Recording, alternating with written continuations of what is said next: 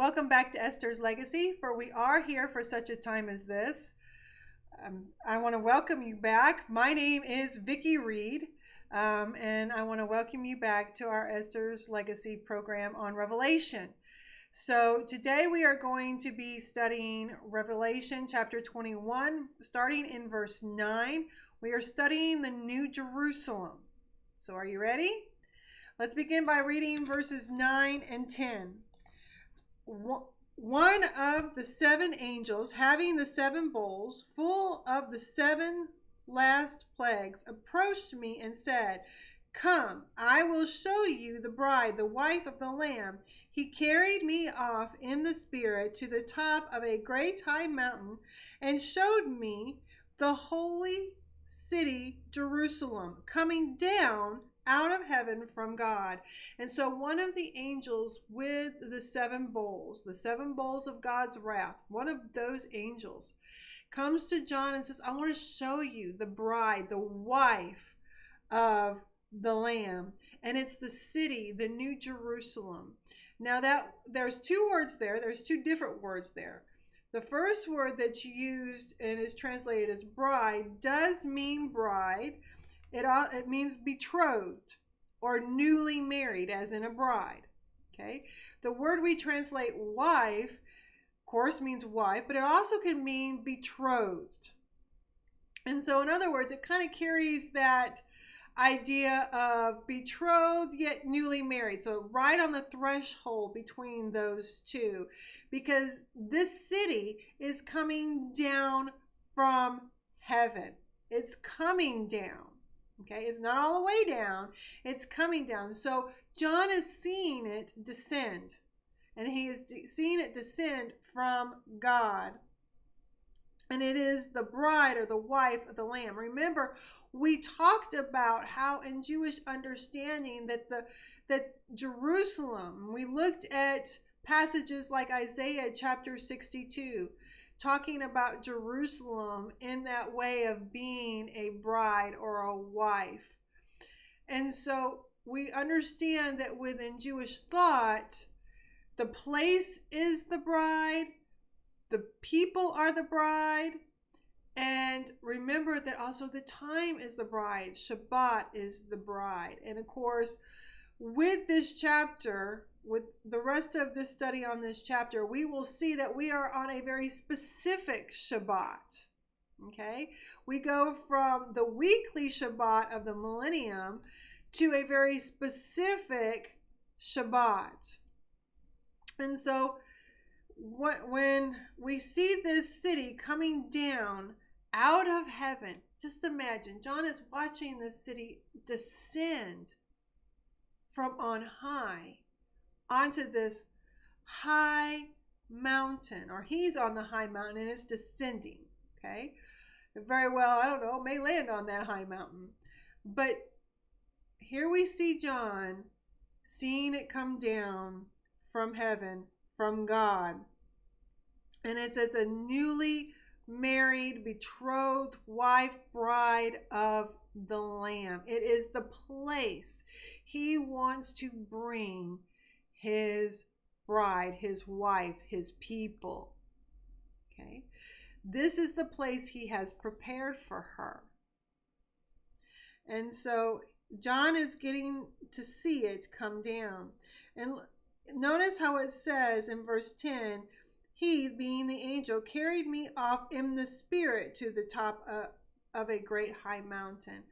So John is in the Spirit here. He's not physically taking him to this high mountain. John physically is on the island of Patmos. We have to keep that in mind. Physically, he's on the island of Patmos, but he is seeing all these things.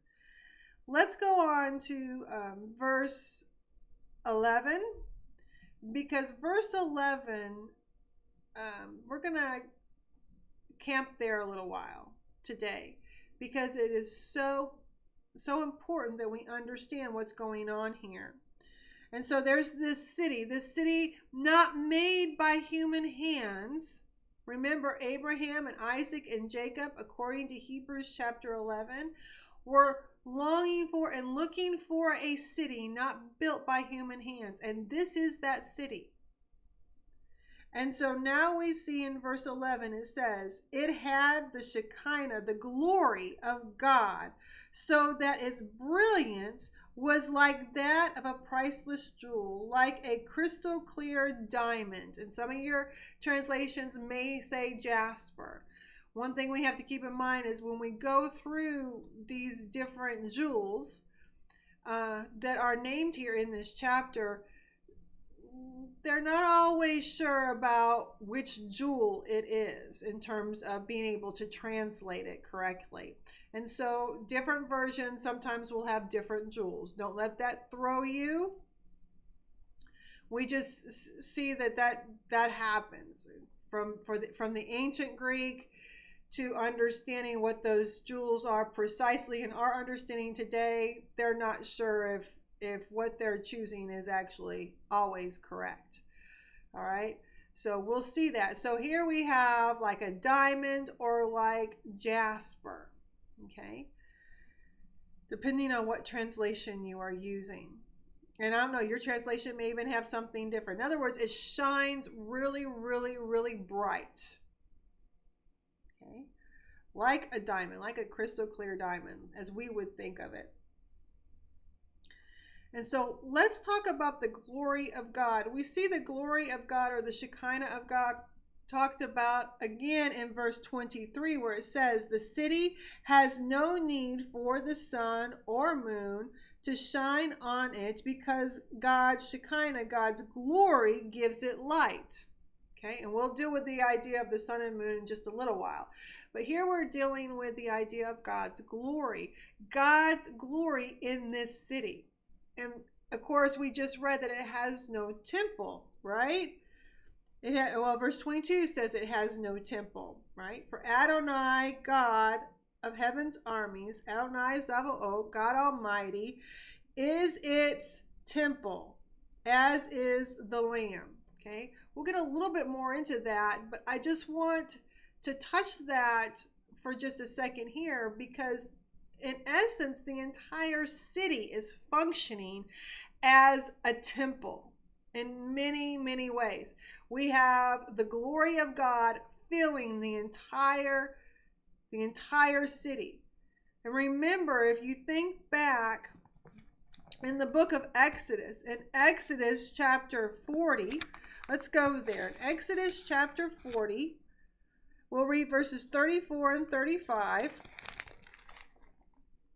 Right after Moses had constructed the tabernacle, what do we see in verses 34 and 35 of chapter 40? It says, then the cloud covered the tent of meeting, and the glory of Adonai, the glory of God, the Shekinah of the Lord, filled the tabernacle, and Moses was unable to enter the tent of meeting because the cloud remained on it, and the glory of Adonai filled the tabernacle.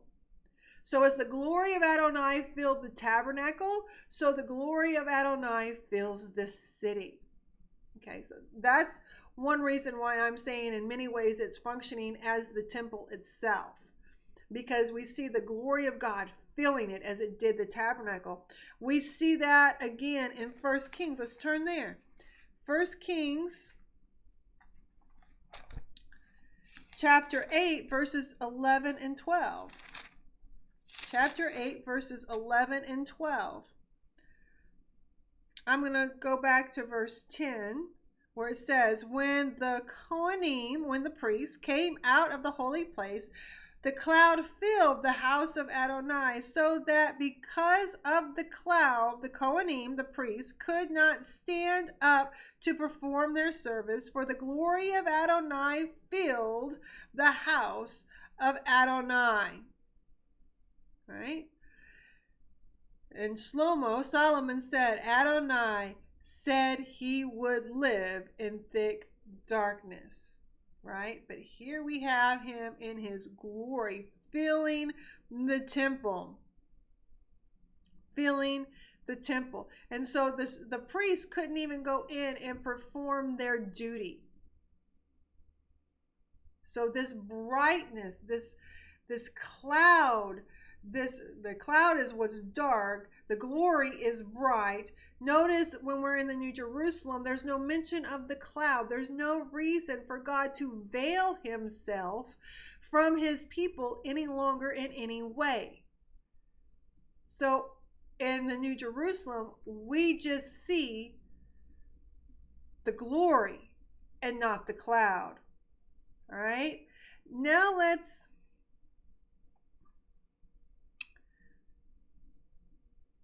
I want to go to Ezekiel chapter 10. Ezekiel chapter 10, verses 1 through 5, and then 18 through 19. It says, "And then I looked, and suddenly on the dome of the heads of the cherubim, there appeared above them something like sapphire that seemed to take the form of a throne. And he spoke to the man clothed in linen. He said, Go in between the wheels under the cherubim, fill both of your hands with fiery coals from between the cherubim, and throw them on the city. As I watched, he went. Now the cherubim, were standing to the right of the house when the man entered, and the cloud filled the inner courtyard. The glory of Adonai rose from above the cherub, to the threshold of the house, leaving the house filled with the cloud, and the courtyard full of the brilliance of Adonai's glory. The sound of the wings of the cherubim, could be heard even in the outer courtyard, sounding like the voice of God Shaddai when he speaks. Going down to verse 18 and 19. Now the glory of Adonai left the threshold of the house and halted above the cherubim, and the cherubim lifted their wings and rose off the earth. I was watching as they went off with the wheels next to them, and they paused at the entrance to the east gate of Adonai's house, with the glory of Adonai, the glory of God, the God of Israel, over them from above. This is the glory of God leaving the temple. Ezekiel is seeing a vision of God leaving Solomon's temple. In 1 Kings, the glory of God filled the temple, and in Ezekiel 10, the glory of God is leaving the temple. Now, that is the tabernacle and the first temple. What about the second temple? We have no discussion about the glory of God filling the temple, so to speak, anywhere in Scripture specifically, right? We know that the second temple, even when it was built, was a powerful thing. We kind of see that story in Zechariah. But the glory of God filling the temple was Yeshua himself. Remember, John said, in the beginning was the Word, and the Word was with God, and the Word was God. And we have, and the Word became flesh, and we have seen his glory, the glory of the one and only. Right? The glory of the one and only. Let's see here. How exactly does that say that? I want to go through to verse 14. The glory of the Father's only Son. So the glory of the Father's one and only, full of grace and truth. So the glory of Adonai, the Shekinah of glory, the Shekinah of God was in Yeshua. And so when Yeshua entered the temple, as a baby, and then many times throughout his life and in his ministry, but ultimately at the triumphal entry. We read that in Matthew. It's in many of the Gospels, but I'm going to Matthew chapter 21. We're going to read verses 1 through 4. As they were approaching Jerusalem, they came to Bethphage on the Mount of Olives, and Yeshua sent two Talmidim, two disciples, with these instructions. Go into the village ahead of you, and you will immediately find a donkey tethered there with a colt. Untie them, bring them to me. If anyone says anything to you, tell them the Lord needs them, and he will let them go at once. This happened in order to fulfill what had been spoken through the prophet. Right? And I'm going to keep going. Say to the daughter of Zion, look, your king is coming to you. Your king is coming. And who's our king? God is their king. Right? Is coming to you riding humbly on a donkey, on the colt, the offspring of a beast of burden. So the Talmidim went and did as Yeshua had directed them, and they brought the donkey and the colt and put their robes on them, and Yeshua sat on them. Crowds of people carpeted the road with their clothing, while others cut branches from trees and spread them on the road. And the crowds ahead of them and behind shouted, please deliver us or save us now. Hosanna to the Son of David. Blessed is he who comes in the name of Adonai. You in the highest heaven, please deliver now or please save now. Hosanna. And when he entered Jerusalem, the whole city was stirred. Who is this? They asked. And the crowds answered, this is Yeshua, the prophet from Nazareth in the Galilee. And Yeshua entered the temple grounds and drove out those who were doing business there, both the merchants and the customers. He upset the desks of the money changers and knocked over the benches of those who were selling pigeons. He said to them, it has been written, my house will be called a house of prayer, but you are making it a den of robbers. Okay, so here we see the glory of God coming into the temple and actually cleansing the temple. Right? Yeshua is full of the glory of God, veiled in human flesh.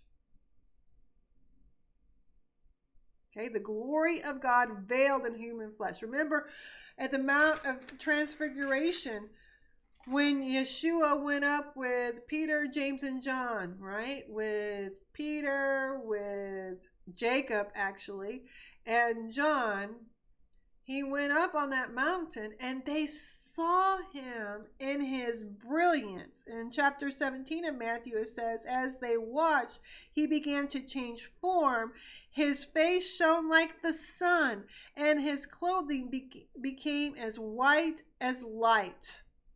And then, of course, they see Moses and Elijah, right? This is the glory of the one and only, right? And so Yeshua, the glory of God through Yeshua, filled the second temple.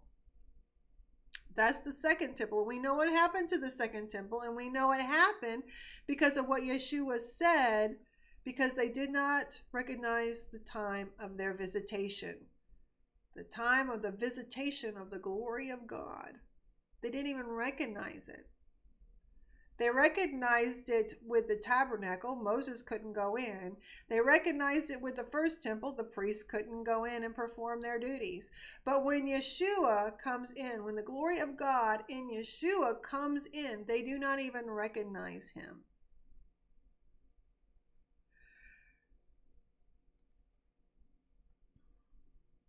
That is the second temple. But there's going to be a millennial temple. And what does Scripture say about it? Let's go back to Ezekiel. Ezekiel chapter 43. And we're going to read verses 1 through 5. After this, he brought me to the gate facing east. There I saw the glory of God, the glory of the God of Israel approaching from the east. Remember, he left through the east to the east, and now he's coming back from the east. Remember, Yeshua, after his resurrection, he went out to the east, right? To the Mount of Olives, and ascended from the Mount of Olives, and the angel said he's coming back the same way you saw him go, from the east. And so now we see that the glory of God, the God of Israel, is approaching from the east. His voice was like the sound of rushing water, and the earth shone with his glory. The vision seemed like the vision I had seen when I came to destroy the city. Also, sorry there, my brain went a little off there. When I came to destroy the city, also the visions were like the vision I had seen by the Kebar River, and I fell to my face. Adonai's glory entered the house. What house? The temple. And here in Ezekiel, we're talking about the rebuilding of the temple. This is the millennial temple. This temple is, and temple complex is huge. Okay. Adonai's glory entered the house through the gate facing east. All right. So then we see him coming back to the house. Verse 5 says, next, a spirit took me up and brought me into the inner courtyard, and I saw Adonai's glory fill the house. So his glory will fill the house of the millennial temple. Got that? So when we see that the city, the New Jerusalem, is filled with God's glory, with such brilliance that the whole city is like a priceless jewel, the city itself is acting in some respects as the temple. In other words, God is there. He is coming with the city. It had a great high wall. I'm back in Revelation. Now I'm in verse 12. It had a great high wall with 12 gates. At the gates were 12 angels, and inscribed on the gates were the names of the 12 tribes of Israel. The only way into this city is through a gate of one of the tribes. This city is for the Commonwealth of Israel, which means we from the nations will be assigned to one of the tribes. Now, I want to stop there, because this concept of the 12 tribes being on the gates is very important, because we do see a precursor to this. Yes, we see the 12 tribes around the tabernacle. Yes, we do. Okay, in a specific order. But we also see that with the millennial temple, something very interesting is happening. Let's go, and actually with the millennial city of Jerusalem. we see something very interesting taking place. Let's go back to Ezekiel, this time in chapter 48. 48 of Ezekiel. So basically the end of the book. And we're going to go toward the end of that from verses 30 to 35. Okay? There are the city's exits. So this is the city of Jerusalem in the millennial reign of Messiah. Listen to how it describes it. They are to be named after the tribes of Israel. 3 gates on each side of the 4 sides. The 4 sides, which each measure just under 1.5 miles. On the north, gates named after Reuben, Judah, and Levi. Reuben, Judah, and Levi. On the north of the city. Okay. On the east, gates named after Joseph, Benjamin, and Dan. Okay, now I'm just going to tell you, we're not going to see Ephraim and Manasseh named here. They both are coming under Joseph, because it's all 12 brothers are going to be named here. Okay. On the south, gates named after Simeon, Issachar, and Zebulun. And on the west, gates named after Gad, Asher, and Naphtali. So could it be that that is exactly what we will see, or a version of it, in the New Jerusalem? Okay. Will they be in the same order? May very well be. Okay. But we see this in the millennial city of Jerusalem, the New Jerusalem of the millennial era. Okay? And so when the New Jerusalem comes down out of heaven, it too has 12 gates, and each gate is named after one of the tribes, just like it was in the millennial reign. So that will, it's like a continuation. You saw it here, you're going to see it there. Okay? Back to Revelation chapter 21, verse 13. There were 3 gates to the east, 3 gates to the north, 3 gates to the south, 3 gates to the west, just like we saw in the millennial city. And the wall of the city was built on 12 foundation stones, and on these were the 12 names of the 12 emissaries or apostles of the Lamb. So Peter, James, John, Bartholomew, Matthew, right? Thomas, the apostles, right? Now, if anything is in question, it's who is the 12th apostle? Is it Matthias or is it Paul? I guess only God knows. Paul calls himself an apostle, as one untimely born, he says.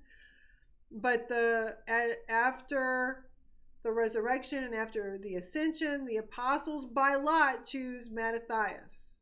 Okay, so one of those 2, but the 12. Okay, it is 12 apostles of the Lamb. You can find Matthias' choosing in Acts chapter 1, verses 21 through 26. Okay, it comes down to him and another man, and Matthias is chosen by lot. And of course, we know Paul has the Damascus experience in Acts chapter 9. But these foundations are very important. Okay, the foundation stones were the 12 apostles. I will look into that a little bit more. Let's look into Ephesians chapter 2. And at Restoration, I know we read this verse every week, and it may not have hit you the way it may hit you today in talking about the New Jerusalem. So let's go to Ephesians chapter 2.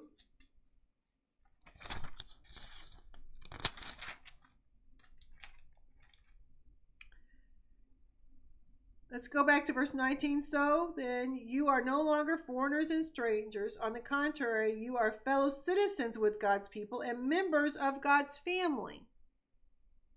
Okay? You've been assigned a tribe. Basically, you're part of the family. Okay? You have been built on the foundation of the emissaries, of the apostles and the prophets, with the cornerstone being Yeshua, Messiah himself. Okay, Yeshua the Messiah is the cornerstone. But the foundations are the emissaries and prophets. The apostles. The foundation of our faith is the emissaries and the prophets. Okay? In other words, the New Testament and the Tanakh. Okay? With Yeshua being the cornerstone, he holds them all together. But we see that correlation with the New Jerusalem, with the foundations being named for the apostles. And again, it's a city not built with human hands. Now let's go to Zechariah chapter 4.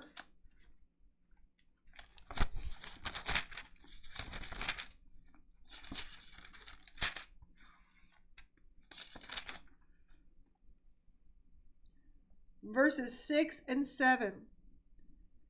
Okay, then he answered me, this is the word of Adonai. So this is Zechariah. He's seen the lampstand, the menorah, which is very important, right? And with the two olive branches or trees on either side. He's been asked, don't you know what these are? No, my Lord, he said. Right, and this is the word to Zerubbabel, not by force, not by power, but by my spirit, says Adonai Zavaot, the Lord Almighty. In other words, the temple will be built by the Spirit of God, not by might and not by power. When God is ready to rebuild the temple will be rebuilt. Verse 7, what are you? Hold on a second. I think I'm in the wrong. Okay, yeah. So verses 6 and 7. I just read 6. Verse 7 says, what are you, you big mountain, before Zerubbabel? You will become a plain, and he will put the capstone in place as everyone shouts, it's beautiful, beautiful, or glory, glory. Right? Here we have the foundation stone of the temple being laid. And what's the foundation stone? The capstone is Yeshua. Right? And this is talking about the temple. We're talking about the city. But I wanted to see that correlation in terms of the importance of the foundation. What is the foundation? What is it made of? The gates are the gates of the tribes of Israel. The foundation are the apostles and the prophets, the Tanakh and the New Testament. That is our faith. That is the foundation of our faith. All right? And he is the capstone. That capstone, that cornerstone is essential. It is essential. All right.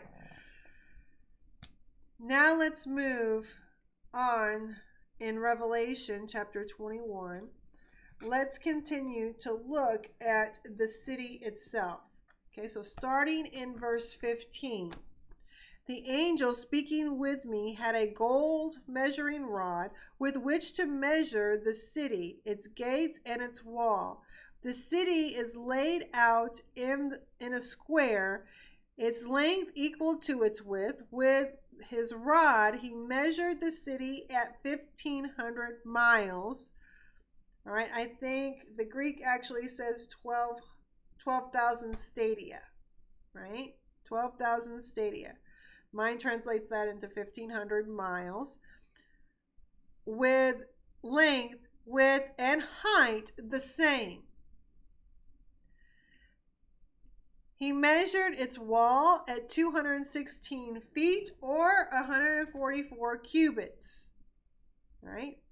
So 216 feet by human standards of measurement, which the angel was using. He was using cubits and stadia, those types of things, right? And the wall was made of diamond. Here's might say jasper. And the city of pure gold, resembling pure glass. In other words, this was brilliant. Okay? Bright, clear, crystal clear. This was amazing. Is amazing. Will be amazing, right? Verse 19, the foundations of the city wall were decorated with all kinds of precious stones. Okay, here we go. So the emissaries, right? The apostles, the foundations of the apostles, right? Here we go. And it's harking back to the idea of the foundations of the apostles and prophets. Okay, but the apostles, here we go. The first layer, or the first foundation stone, was diamond, the second sapphire, the third chalcedony, the fourth emerald, the fifth sardonyx, the sixth carnelian, the seventh chrysolite, the eighth beryl, the ninth topaz, the 10th chrysoprase, the 11th turquoise, and the 12th amethyst. The 12 gates were 12 pearls, and with each gate made of a single pearl. The city's main street was pure gold, transparent as glass. This is going to be a city like none other, not built by human hands. Every wonderful thing that God has made, He's put into this city. Right? We see all these jewels, we see the pearls, we see all these things that only God can do. The height, width, and depth of this city, 1,500 miles. 1,500 miles. One city. And it's that high too. Some say it's a cube, some say it's a pyramid. I tend to think more in terms of the cube because, again, I'm going back to the idea this is where God's throne is. His glory is here. This is acting in many ways like the temple did in terms of the glory of God. Here we are. We're in the throne room. We're in the Holy of Holies. And the Holy of Holies in the tabernacle and the temple was in the shape of a cube. Okay. That just makes sense to me. The pyramid idea doesn't make as much sense to me. But the cube idea makes sense to me because it's based more on the tabernacle and the temple measurements. I saw no temple in the city, for Adonai, God of heaven's armies, is its temple, as is the Lamb. And the city has no need for the sun or the moon to shine on it, because God's Shekinah, His glory, gives it light, and its lamp is the Lamb. All right. God and the Lamb are the temple. The temple is about the presence of God. It is about what houses the presence of God, what houses the glory of God, what veils the glory of God. And there's no temple in this city, because in this city, God is no longer veiled from His people. As we will see in chapter 22, God's people, we will be able to see Him face to face. And that, wow. Wow. Wow. There will be nothing to veil us from Him, nothing to keep us from His presence. He The temple, there's no need for the temple. It veiled his presence from his people. It kept his people at a distance from him. Why is that important? Because if they were to come too near, they would die. No one can see God and live, right? And he is a consuming fire. And so to come too close to him in a state of sin would destroy them, would destroy us.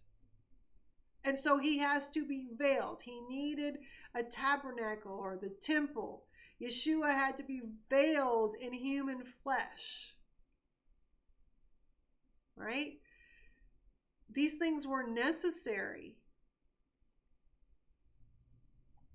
But in that city, in the New Jerusalem, there's no need for God to veil himself any longer from his people or to put a barrier between him and his people.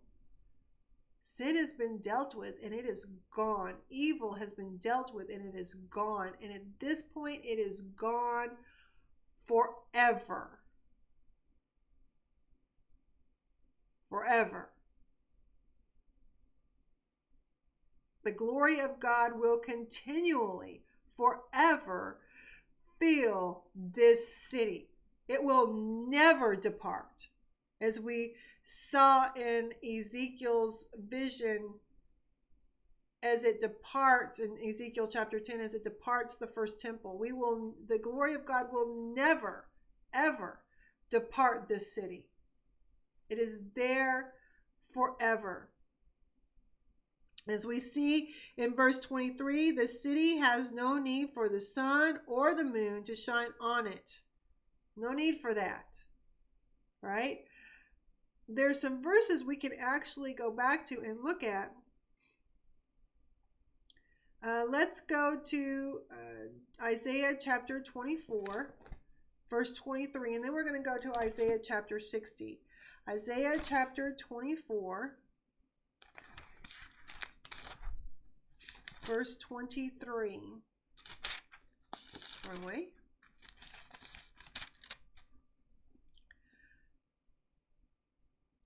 Where it says, "Then the moon will be confused and the sun ashamed, for Adonai Zavaot will rule on Mount Zion and in Jerusalem, and his glory manifest to the rulers of his people."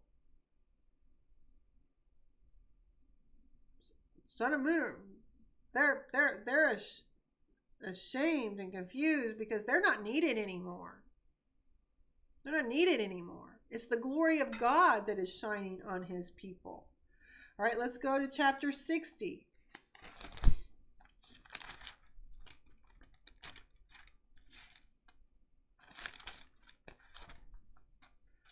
We're going to read verse 1 and then go to 19 and 20. "Arise, shine, Jerusalem, for your light has come. The glory of Adonai has risen over you."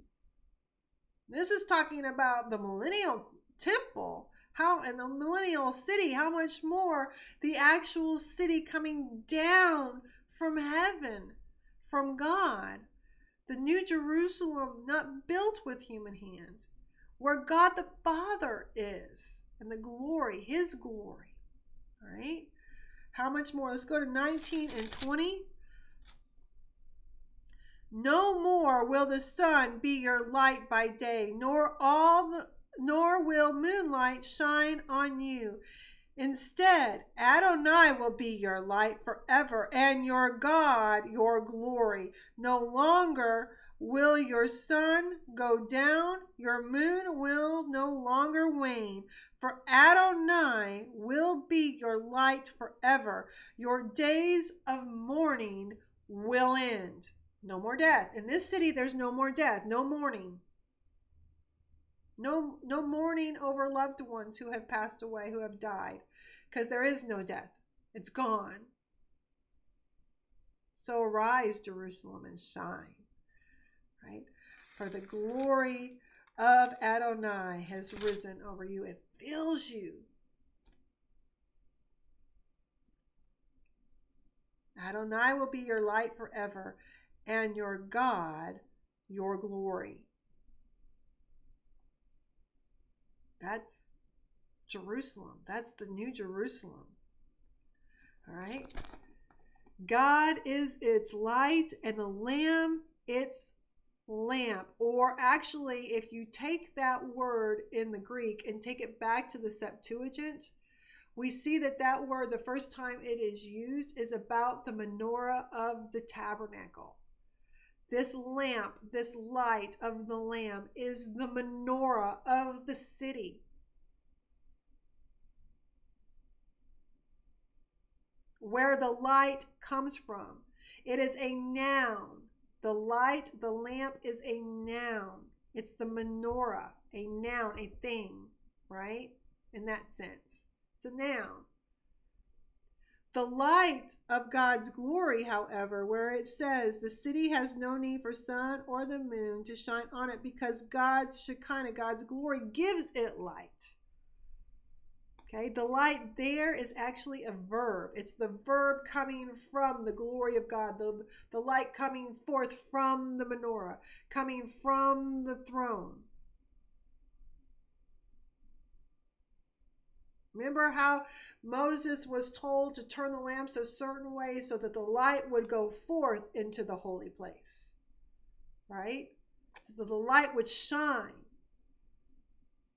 Well, the light shines, and the light that is shining, the shining light, is the glory of God. And I find that interesting because remember the menorah, the placement of the menorah in the tabernacle, in the temple. Remember the Holy of Holies, where the Ark of the Covenant was. The Ark of the Covenant represents the throne of God, right?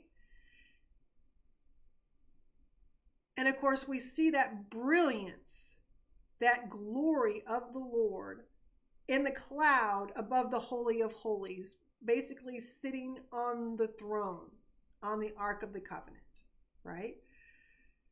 But if you're from the position of the Holy of Holies, if you were God in that position, sitting on the throne, the menorah would be to your right.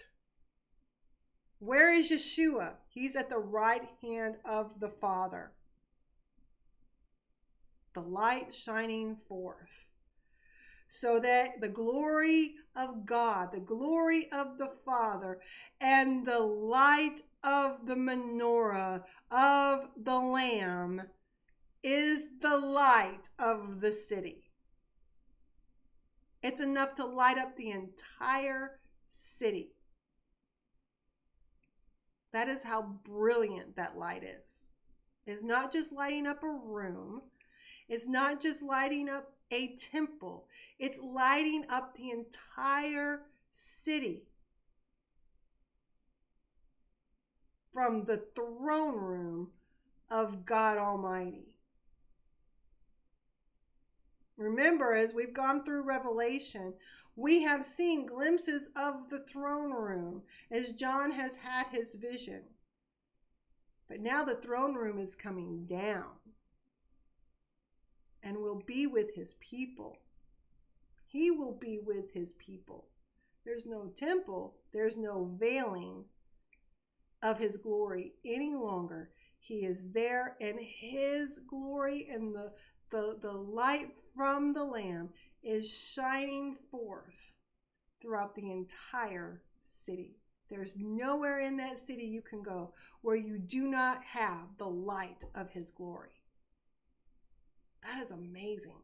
And it is 1,500 miles long, 1,500 miles in its depth and in its height. It's huge. This is a lot of light. There's no need for the sun or the moon. No need. No need.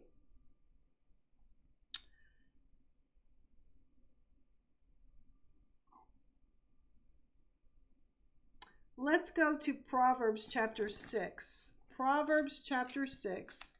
And we're going to look at verse 23. I almost said verse 4. But we're going to look at verse 23. So Proverbs 6:23.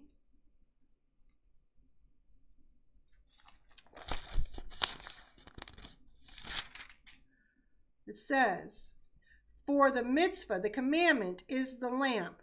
The Torah is light, and reproofs that discipline are the way of life. I think this is very important because the mitzvah, a mitzvah, is part of the Torah, is also Torah, but the Torah is the whole.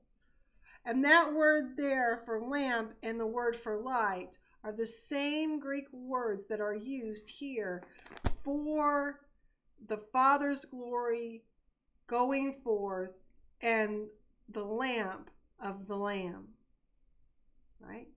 And He is the Word, right? He is the Word. Amen. So let's go on in chapter 21 of Revelation to verse 24, where it says, the nations will walk by its light, and the kings of the earth will bring their splendor into it. That is such a beautiful, beautiful picture. The nations will walk by its light. I think this is very important because, yes, people from different nations, tribes, and tongues will be in that city and will be with God at that point on the new heaven and the new earth. Yes. Nations will no longer be needed because everyone will be a part of the Commonwealth of Israel at that point. Right? He has defeated all the nations that came against him. And remember, we talked about, I'm pretty sure we talked about, when the enemy comes at Jerusalem again at the end of the millennium, right? We talked about how it very well may be a time of at Sukkot, when it's the feast of the nations. So the nations are there. They're there in the city. Those who believe, who are part of the Commonwealth of Israel from the nations, are there in the city, so that when God sends down fire and destroys everything and everyone but the city and those in the city, yes, there's nations, people from the nations there. Yes. But they're part of the Commonwealth of Israel. And the millennial reign is the time of Sukkot, in essence. It's that feast of the nations. So we go from the feast of the nations to what? What comes after Sukkot, or the Feast of Tabernacle, the feast of the nations? Before I talk more about that idea, I want to go to this idea of the nations, the people from the nations bringing in their splendor. And yes, splendor, they've been bringing it in and bringing it in terms of gold and silver and all these fine things. Let's go to Isaiah chapter 60 and we'll see some of those things. Isaiah chapter 60. And Isaiah chapter 60 is such a beautiful picture of Jerusalem in that time.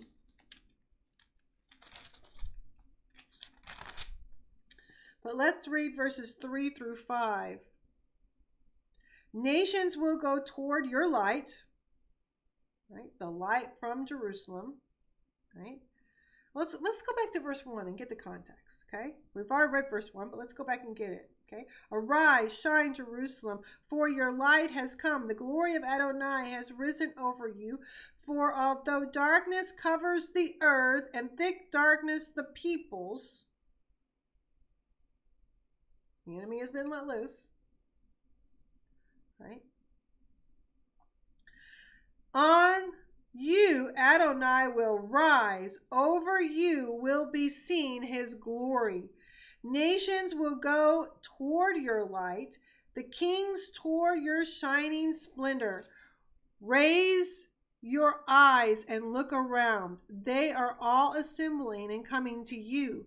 Your sons are coming from far off, your daughters being carried on their nurses' hips. Then you will see and be radiant. Your heart will throb and swell with delight.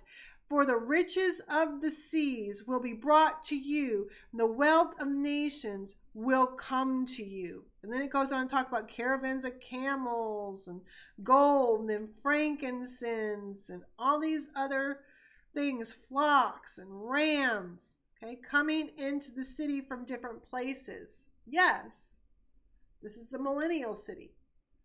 But what's the most important thing that the people from the nations are bringing? It's the people. It's the descendants, the physical descendants of Abraham, Isaac, and Jacob. That is who they are bringing. That's the greatest splendor that they can bring, is the people.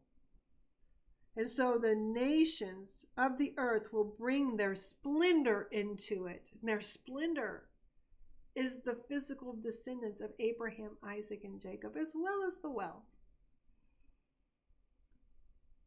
But all together, they are there in the New Jerusalem, the of Israel. Verse 25, its gates will never close. They stay open all day, because night will not exist there.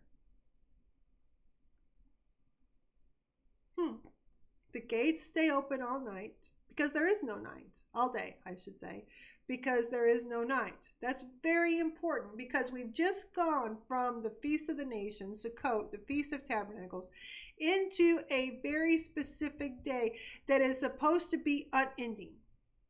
And that is the 8th day of the feast. What's called in Hebrew Shemini Azeret, right? The 8th day. And it goes on forever and ever, and it never ends. It represents eternity. That day represents eternity, and eternity is a day that never ends. It's not like time just keeps going on forever and ever and ever. No, this is a day that never ends. There is no night. And so there's no reason to close the city. So we move into Shemini Azeret, the 8th day from the Feast of the Nations, where the nations were coming in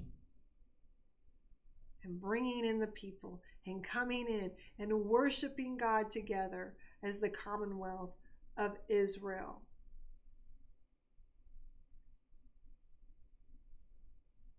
Verse 27, nothing impure may enter it, nor anyone who does shameful things or lies, because those people are gone. Those people are gone. The only ones who may enter are those whose names are written in the Lamb's book of life. In other words, those who are part of the first resurrection.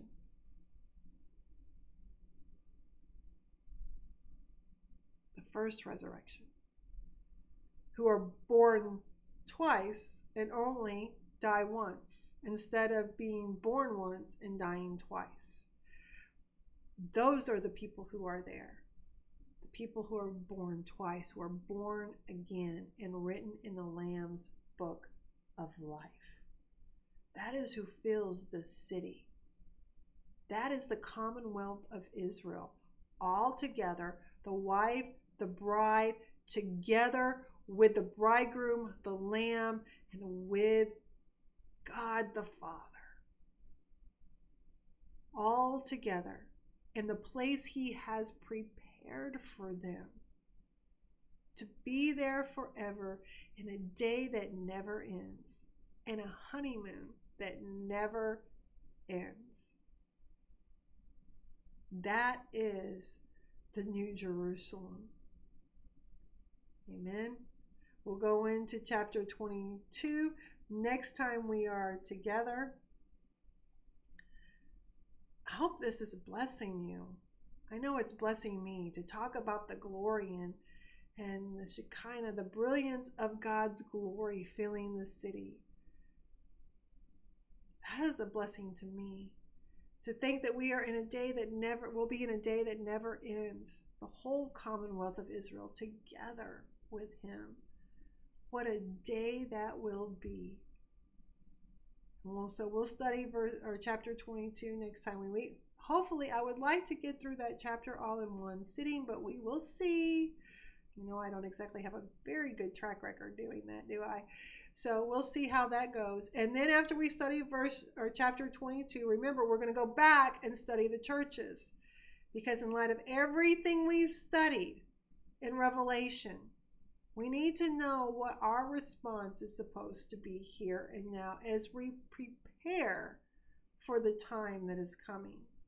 However soon or far off that may be. Who are we supposed to be? So that's what we'll take a look at. We'll take a look at the 7 churches from that perspective. Okay? From the 7 Messiah's communities, his churches, his assemblies, whatever you want to call them. Okay? We will take a look at them from that perspective. But again, I hope this has been a blessing to you, and I hope you have a wonderful day and a wonderful week. Hopefully, Lord willing, we will see you on Shabbat. Shalom.